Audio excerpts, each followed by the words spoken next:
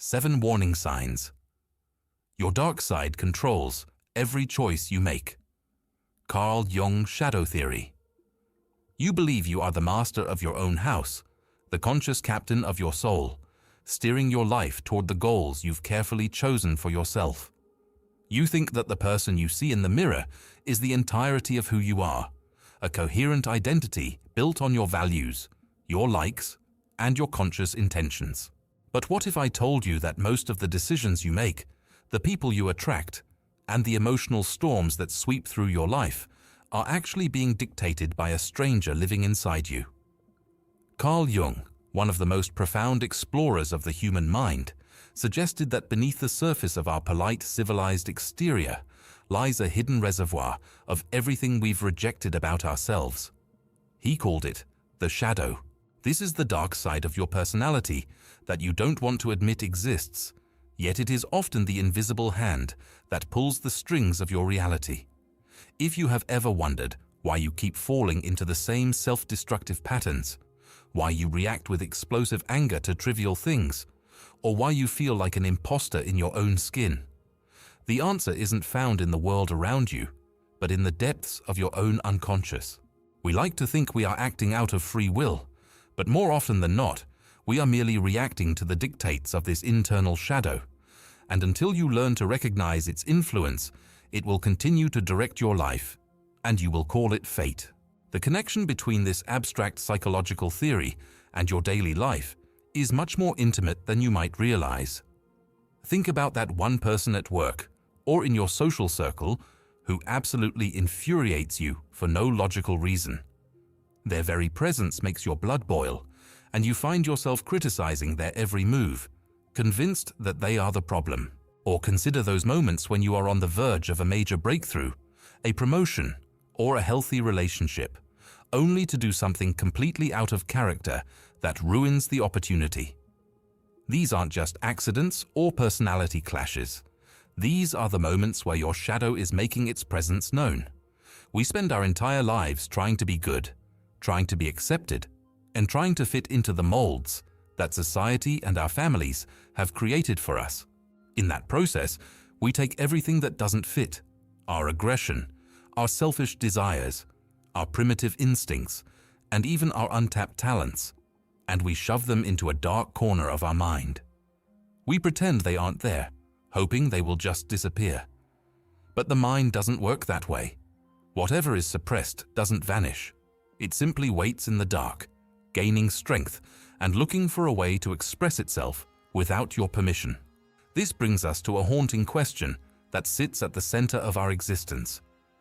If a part of you is operating entirely outside of your conscious awareness, how can you ever truly be in control? How can you say you know who you are when there is a whole other version of you, a darker twin, making choices that contradict your deepest desires?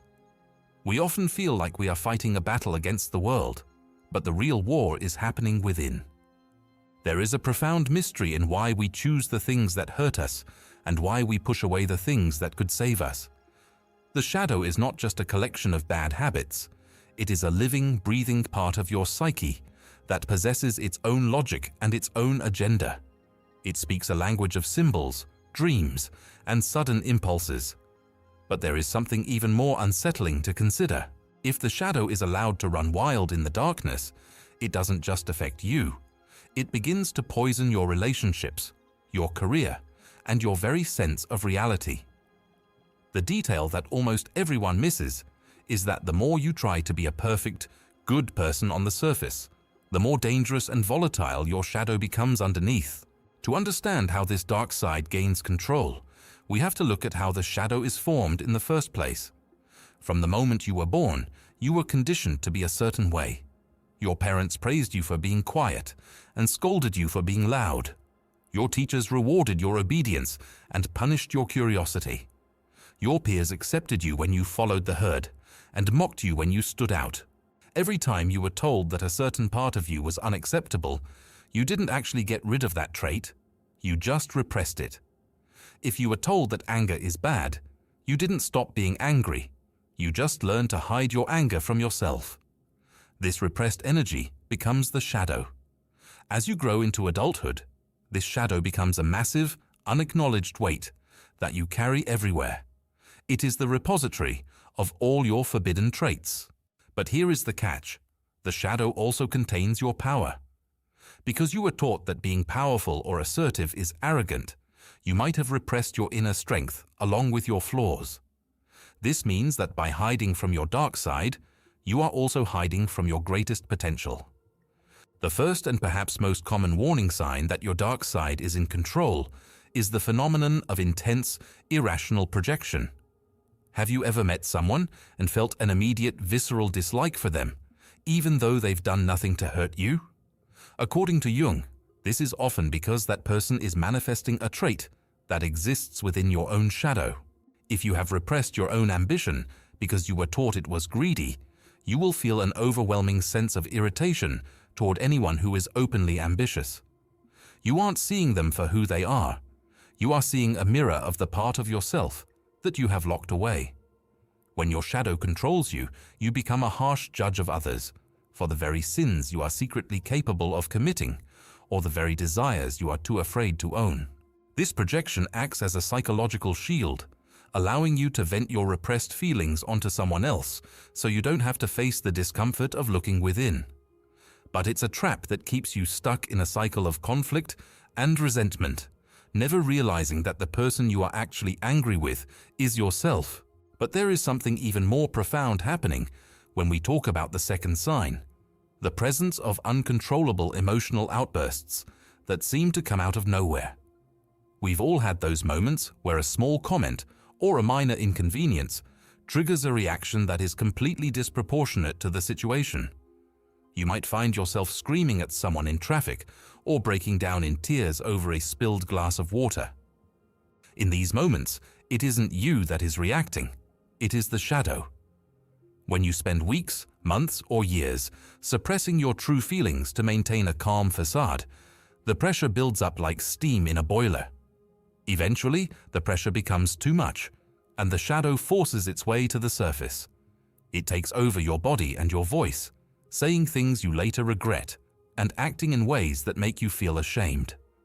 These outbursts are the shadow's way of demanding to be heard. It is a sign that your dark side is no longer willing to be ignored and is now actively sabotaging your conscious efforts to stay in control. Moving deeper into the mechanics of the shadow, we find the third sign, a recurring pattern of self-sabotage that feels like an external curse. This is the detail that almost nobody perceives until it's too late. You might find yourself consistently procrastinating on your most important work, or perhaps you start arguments with your partner just when things are becoming truly intimate and stable. On a conscious level, you want success and love. But your shadow, which may contain a deep-seated belief that you are unworthy or a fear of the responsibility that comes with success, has a different plan. It works behind the scenes to undermine your progress, ensuring that you stay within the familiar boundaries of your current identity. It's as if there is a silent saboteur living in your mind, waiting for the perfect moment to trip you up. When this happens, it is a clear indication that your dark side is the one actually making the big decisions, while your conscious self is left wondering why things never seem to work out. The fourth warning sign is more subtle, but equally telling: the feeling of being a phony or living an inauthentic life. This often manifests as a chronic sense of boredom or a feeling that you are just playing a role in a play that you didn't write. You go to work, you smile at the right times, you say the right things, but inside you feel hollow. This happens because you have disconnected so thoroughly from your shadow that you have also disconnected from your vitality. The shadow, despite its reputation, is the source of our passion, our creativity, and our raw life force. When you reject your dark side, you essentially cut yourself off from the battery of your psyche. You become a two-dimensional version of a human being, a persona designed to please others, rather than a whole person living from their own center. If you feel like your life lacks depth or color, it is likely because your shadow is holding all of that energy hostage in the basement of your unconscious. As we explore further, we encounter the fifth sign, the presence of persistent, intrusive thoughts or dreams that disturb your peace of mind. Jung believed that dreams are the primary way the unconscious communicates with the conscious mind. If you are constantly having dreams where you are being chased, where you are committing acts of violence, or where you are in shameful situations, this is your shadow trying to get your attention. Similarly, if you find yourself plagued by dark thoughts during the day, fantasies of revenge or sudden impulses to do something destructive, it is a sign that the wall between your conscious self and your shadow is thinning. These aren't signs that you are a bad person. They are signs that there is an enormous amount of unintegrated material in your psyche that is begging for acknowledgement. The more you try to push these thoughts away, the more they will haunt you, because the shadow grows in direct proportion to how much it is denied. This leads us to the sixth sign, which is perhaps the most dangerous for our relationships: the tendency to attract toxic people into your life over and over again. We often complain about our bad luck in love or friendship, but from a Jungian perspective, there is no such thing as luck in this area. We are unconsciously drawn to people who manifest our own shadow. If you are someone who is too nice and has repressed all of your aggression, you will inevitably find yourself attracted to people who are aggressive, narcissistic, or even abusive. Why? Because your psyche is trying to achieve wholeness. It is looking for the missing pieces of itself in the external world. You are drawn to the darkness in others because you haven't yet integrated the darkness in yourself.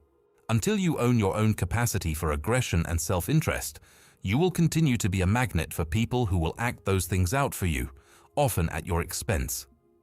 It is in this point that everything begins to make sense. Your external world is simply a reflection of your internal state.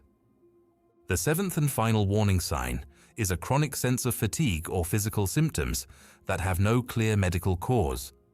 Repressing a large part of your personality takes an incredible amount of psychic energy. It's like trying to hold an inflated beach ball underwater. It requires constant effort and vigilance. Over time, this constant suppression drains your system. You might find yourself feeling perpetually exhausted, or you might develop tension headaches, back pain, or digestive issues. Jung and many modern psychologists believe that the body often stores the emotions that the mind refuses to process. When your dark side is kept in a state of permanent exile, it speaks through the body. This is the shadow's final way of forcing you to slow down and look at what you are hiding. It is a physical manifestation of the internal conflict that is tearing you apart. But here is where the story takes a turn, and we arrive at the revelation that changes everything. Most people hear about the dark side, or the shadow, and they think the goal is to defeat it, to kill it, or to lock it away even tighter. They think the shadow is something evil that must be purged. But Jung's greatest insight was that the shadow is not a monster to be slain. It is a brother or sister to be reconciled with. The shadow only becomes monstrous when it is ignored. When you bring it into the light of consciousness, you discover that it contains the very qualities you need to become a whole and powerful individual. Within your shadow lies your hidden strength, your untapped creativity, and your most honest desires. The goal of life isn't to be perfect, it is to be whole. To be whole means to accept that you have the capacity for both great good and great evil. It means acknowledging that you are not just the persona you show to the world, but also the hidden depths you've been afraid to face. The discovery that your dark side controls you is not a death sentence. It is the beginning of your liberation. When you stop pretending that you don't have a shadow, it loses its power to control you from the shadows. The revelation is that the shadow is only dangerous when it is a secret. The moment you look at your anger, your jealousy, your greed, and your fear with curiosity rather than judgment, you begin the process of integration. You start to see that your anger might actually be misplaced passion, your jealousy might be a sign of what you truly want to achieve, and your fear might be the boundary of your next great growth. Integration doesn't mean acting out your dark impulses. It means acknowledging them so that they no longer have to act themselves out through you. It is the difference between being driven by an invisible ghost and walking hand in hand with a powerful ally. Imagine what your life would look like if you weren't constantly fighting yourself. Imagine the energy you would have if you weren't spending it all on suppression. When you integrate your shadow, you become more grounded, more charismatic, and much more resilient. You no longer need to project your flaws onto others, so your relationships become cleaner and more honest. You no longer need to sabotage your success because you have made peace with your own power. You become a person of weight and substance because you are no longer a hollow mask. You are a complete human being. This is the path to what Jung called individuation, the process of becoming the unique person you were always meant to be, before the world told you which parts of yourself were wrong. However, this journey into the dark is not for the faint of heart. It requires a radical kind of honesty that most people avoid at all costs. It's much easier to blame your boss, your spouse, or your childhood for your problems than it is to look into the mirror and ask, what part of this am I creating? But the cost of avoiding this work is high. As Jung famously said, until you make the unconscious conscious, it will direct your life, and you will call it fate. Most people live their entire lives as victims of their own shadows, wondering why they are unhappy, why they are tired, and why their lives feel like a series of accidents. They are like people living in a house with a locked basement, terrified of the sounds coming from below, never realizing that the basement is filled with the treasures they've been looking for their whole lives. As we reach the conclusion of this exploration, it is important to reflect deeply on where you currently stand. Look at the patterns of your life. Look at the people who trigger you. Look at the times you've fallen short of your own expectations. These are not failures. They are signposts. They are invitations from your soul to stop running and start looking. The shadow is not an enemy. It is the guardian of your wholeness. It is the part of you that refuses to be forgotten. Every time you face a warning sign, a projection, an outburst, a moment of self-sabotage, take a breath, and instead of turning away in shame, turn toward it with a sense of wonder. Ask yourself, what is this part of me trying to say? What have I been denying that is now demanding to be seen? This reflection is the first step toward a life of true agency. You cannot change what you do not acknowledge. By owning your dark side, you take the steering wheel back from the invisible stranger. You begin to act from a place of conscious choice rather than unconscious reaction. This is the true meaning of freedom. It is not the freedom to do whatever you want, but the freedom to be who you truly are, in all your complexity and all your depth. The world doesn't need more perfect people who are secretly miserable and projecting their darkness onto everyone else. The world needs whole people, people who have walked through their own darkness and come out the other side with a deeper sense of compassion, a stronger sense of purpose, and a fierce, unbreakable integrity. The shadow theory of Carl Jung reminds us that we are much larger than we think. We are vast, complicated, and filled with mysteries that take a lifetime to uncover. Your dark side is not a flaw in your design. It is a vital part of the architecture of your soul. To ignore it is to live a half-life, a pale imitation of the existence you are capable of. But to embrace it, to study it, and to integrate it is to step into your full power. It is to finally stop being a passenger in your own life and to become the creator of your own destiny. So the next time you feel that surge of irrational anger, that sting of jealousy, or that impulse to sabotage your own happiness, don't run.